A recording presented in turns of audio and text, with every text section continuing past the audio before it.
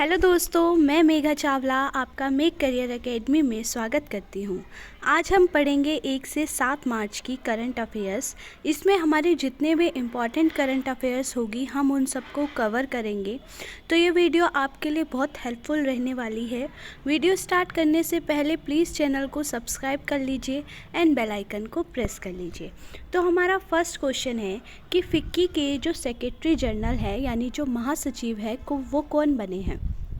ठीक है, तो फिक्की की जो हमारी फुल फॉर्म है वो है federation of Indian chambers of commerce and industry. FICCI जो इस्टेब्लिश हुआ था वो 1927 में हुआ था और इसके जो हेड क्वार्टर है वो है न्यू दिल्ली। तो फिक्की के जो हमारे महासचिव है वो कौन बने हैं, वो बने हैं हमारे शैलेश पाठक। अब इसको याद कैसे रखें, तो आप ऐसे याद रख लीजिएगा, जो फिक्की है उसमें क्या होता है, कॉमर्स से रिलेटेड पार्ट पढ़ाया जाता है। तो पार्ट से याद रहेगा पाठक, यानी इसके कौन हो गए हैं, शैलेश पाठक हो गए हैं। इसके बाद हमारा सेकंड है कि यूपी गवर्नमेंट ने क्या किया है। यूपी गवर्नमेंट ने 150 आईटीआई के साथ समझौता किया है। ठीक है, 150 आईटीआई को अपग्रेड करने के लिए एक मेमोरेंडम ऑफ एग्रीमेंट, जिसे एमओए बोलते हैं, उसके साथ एक समझौता किया है। किसके साथ, टाटा टेक्नोलॉजी के साथ समझौता किया है। और ये कितने रुपए का है, तो ये है 5472 करोड़ रुपए का। याद रखिएगा, यूपी गवर्नमेंट ने किया है, किसके साथ किया है, टाटा टेक्नोलॉजी के साथ किया है।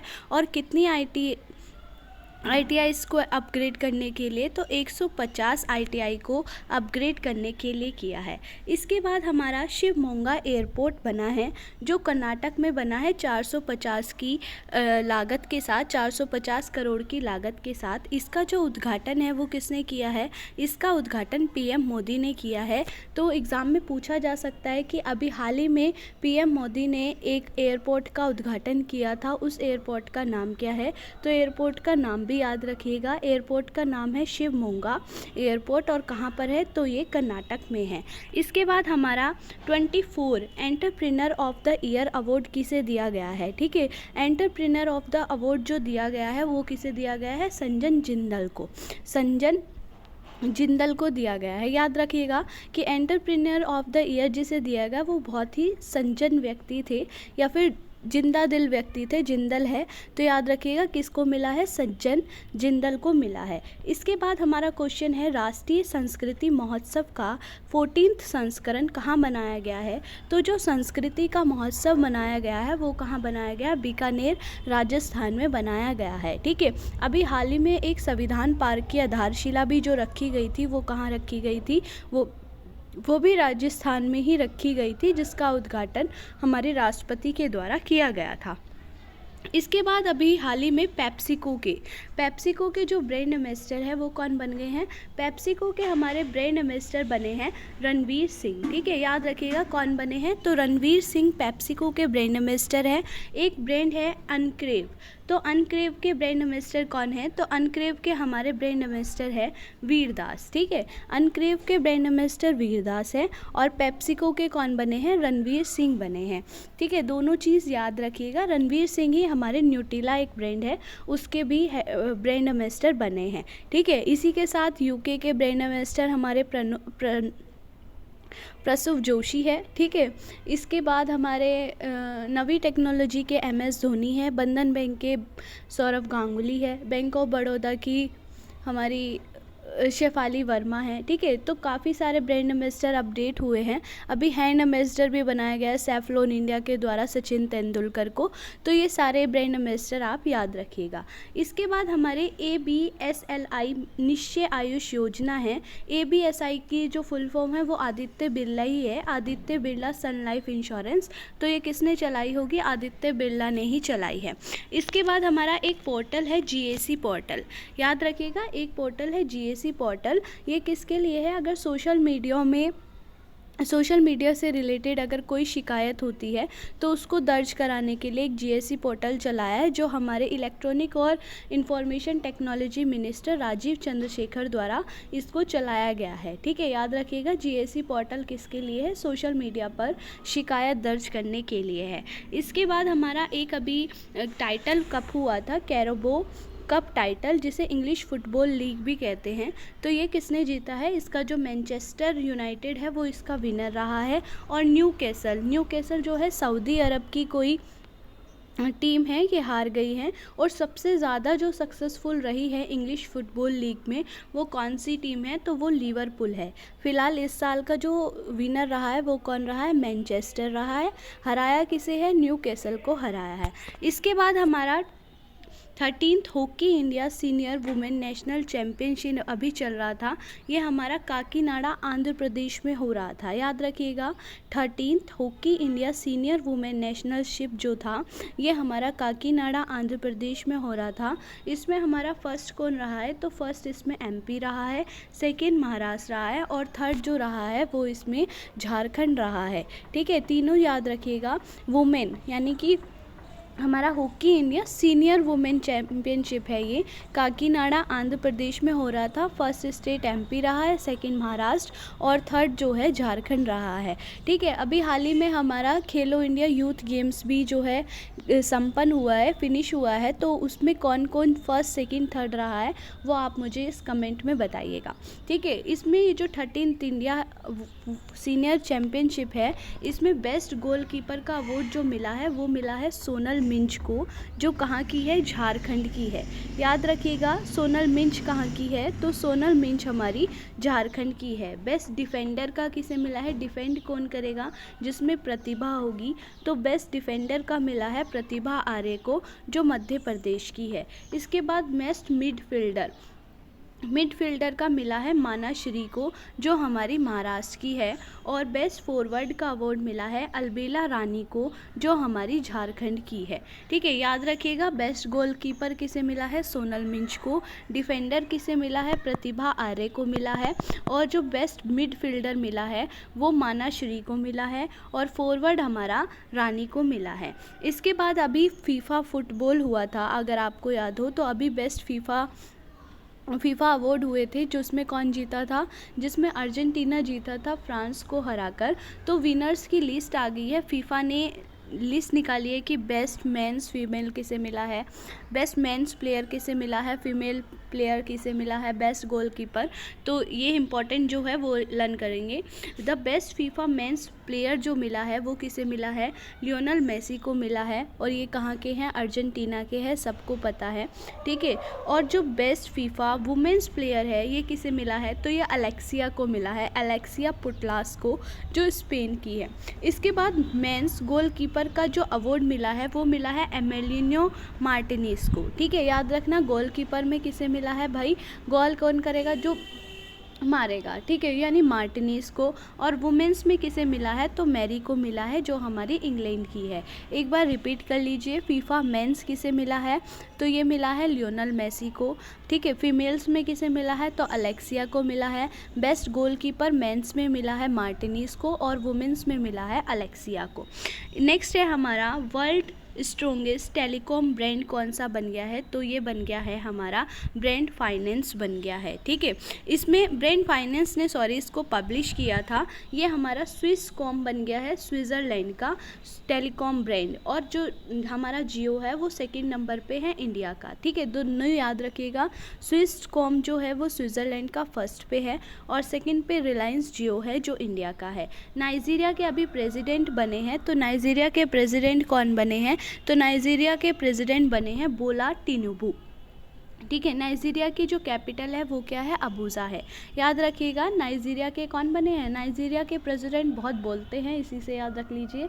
नाइजीरिया के प्रेसिडेंट बने हैं बोला टिनुबू। इसके बाद रायसीना डायलॉग एक प्रोग्राम है, जो पीएम मोदी ने क्या किया है? इसको डायलॉग को एक्सप्रेस किया है। ठीक है, इसमें जो चीफ गेस्ट रहे हैं वो इटली के पीएम रहे हैं जियोर्जिया मेलोनी। ठीक है, और श्रीलंका से फॉरेन मिनिस्टर्स रहे हैं MUF अली सबरी। ठीक है, तो रायसीना डायलॉग में चीफ गेस्ट एक तो इटली के पीएम रहे हैं जियो से, याद रख लीजिए। और जो श्रीलंका के फॉरेन मिनिस्टर्स है अली सबरी, ये इसमें चीफ गेस्ट रहे हैं। इसके बाद G20 की फॉरेन मिनिस्टर्स की जो मीटिंग है वो कहाँ हो रही है? याद रखिएगा, फॉरेनर्स जितने भी फॉरेनर्स आते हैं, जैसे अभी इटली के आए हैं ये रायसीना में, 26 में आए थे मिस्र के, ठीक है, 9 जनवरी को आए थे सूरीनाम के। तो ये क्या था भाई, ये सारे फॉरेन मिनिस्टर डायरेक्ट कहाँ आते हैं, दिल्ली में ही आते हैं। तो G20 की फॉरेन मिनिस्टर्स की कहाँ हो रही है, न्यू दिल्ली में हो रही है। दिल्ली के पास ही पड़ता है गुरुग्राम, तो गुरुग्राम में किसकी हो रही है, एंटी करप्शन की हो रही है। इसके बाद environment and climate sustainability working कहाँ पर हो रहा है भाई, एनवायरनमेंट से रिलेटेड सबसे ज़्यादा वर्क कहाँ किया जा रहा है, गुजरात में किया जा रहा है। तो एनवायरनमेंट से रिलेटेड जो बैठक है वो कहाँ पर हो रही है, गुजरात के गांधीनगर में हो रही है।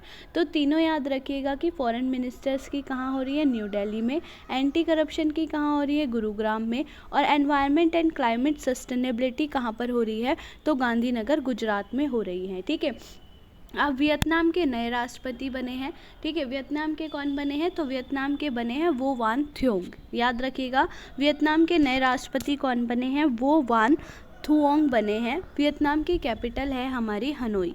इसके बाद को ब्रांडेड ट्रैवल क्रेडिट कार्ड है, इसने क्या किया है भाई, IRCTC और HDFC के साथ मिलकर समझौता किया है और रुपे एक क्रेडिट कार्ड जो है इन्होंने ट्रैवल का वो लॉन्च किया है। इसके बाद नेक्स्ट जनरेशन फ्यूल को कम करने के लिए, यानी कि ये जो ईंधन है इसको कितना जैसा इस पे कम किया जाए जो पॉल्यूशन ना करे, दो चीज़ों के बीच समझौता हुआ है। एक तो हुआ IIT मद्रास के बीच और एक डेनमार्क की इंडस्ट्री के साथ समझौता हुआ है। याद रखिएगा, नेक्स्ट जनरेशन फ्यूल को कम करने के लिए IIT मद्रास का डेनमार्क की इंडस्ट्रीज के साथ समझौता हुआ है। इसके बाद है भारत की पहली एयर कूल्ड कंडेंसर कहाँ बनी है, तो ये हमारी झारखंड में बनी है और कौन बना रही है, NTPC बना रही है। इसके बाद हमारा फर्स्ट फॉरेन यूनिवर्सिटी यानी कि पहली विदेशी जो विश्वविद्यालय है वो इंडिया में क्या हुआ है, उसकी ब्रांच खुल गई है। कहाँ पर खुली है, ये भी गुजरात में खुली है और ऑस्ट्रेलिया की यूनिवर्सिटी है डेक्कन यूनिवर्सिटी। याद रखिएगा, फर्स्ट फॉरेन यूनिवर्सिटी हमारी जो इंडिया में सेटअप हुई है कहाँ पर हुई है, गुजरात में हुई है। इसके बाद the book of Bihari literature किसकी है, अभय कुमार की बुक है the book of Bihari literature. इसके बाद हमारे भारतीय पुरुष हॉकी टीम के जो मुख्य कोच बने हैं वो कौन बने हैं, फुलटन बन गए हैं साउथ अफ्रीका के। इससे पहले हमारे ग्राहम रीड थे। ठीक है, तो ये इसके बाद है हमारे RBI ने क्या किया है, अमेजन पे पर 3.6 करोड़ का जुर्माना लगाया है। ठीक है, तो कितने का अमेजन पर जुर्माना लगाया है, 3.06 करोड़ का जुर्माना लगाया है। इसके बाद एक ब्रांड है वैल्यू बेस्ड स्पोर्ट्स एजुकेशन को मजबूत करने के लिए इन्होंने क्या किया है, दो चीज़ों के साथ समझौता किया है, एक तो है नाडा और दूसरा है NCERT। ठीक है, स्पोर्ट्स एजुकेशन को क्या करने के लिए, मजबूत बनाने के लिए, स्ट्रॉन्ग करने के लिए नेशनल एंटी डोपिंग एजेंसी और national council of education and research and training के साथ यानी NCERT के साथ क्या किया है, समझौता किया है। इसके बाद हमारा क्वेश्चन है कि business standard banker of the year कौन बने हैं, तो business standard banker of the year जो बने हैं वो HDFC के CEO बने हैं शशिधर जगदीशन। इनका कार्यकाल भी बढ़ा दिया गया है। इसके बाद क्वाड फॉरेन मिनिस्टर्स मीटिंग, भाई फॉरेन मिनिस्टर्स की मीटिंग कहाँ हो रही है, न्यू दिल्ली में ही हो रही है, G20 की भी और क्वाड की भी। क्वाड में हमारे 4 देश आते हैं जो हमने याद करे थे आज ही से, यानी अमेरिका, ऑस्ट्रेलिया, जापान और इंडिया। इसके बाद हमारा लाडली बहना योजना किसने चलाई है, तो लाडली बहना योजना हमने MP में चलाई है। ठीक है, लाडली बहना योजना कहाँ पर चली है, MP में चलाई है। और जो खेलो इंडिया यूथ गेम्स हुए थे वो भी कहाँ पर हुए थे, वो भी MP में ही हुए थे। इसके बाद हमारा एक प्रोग्राम है कैच द रेन प्रोग्राम। ये पानी से रिलेटेड शुद्ध जल यानी पीने योग्य पानी का संरक्षण कैसे किया जाए, पानी को कैसे बचाया जाए, इसके लिए एक कैंपेन है जो चलाया गया था हमारी राष्ट्रपति द्रौपदी मुर्मू के द्वारा।